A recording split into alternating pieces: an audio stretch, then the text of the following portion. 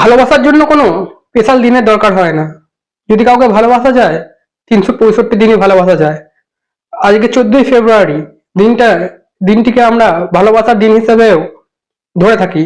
কিন্তু মনে রাখতে হবে 2019 সালে 14ই ফেব্রুয়ারি আমাদের ইন্ডিয়াতে, ভারতবর্ষে পুলওয়ামাতে আতঙ্কবাদী সন্ত্রাসবাদী অ্যাটাক হয়েছিল। সেখানে আমাদের দেশের যারা জওয়ান তারা শহীদ হয়েছিল।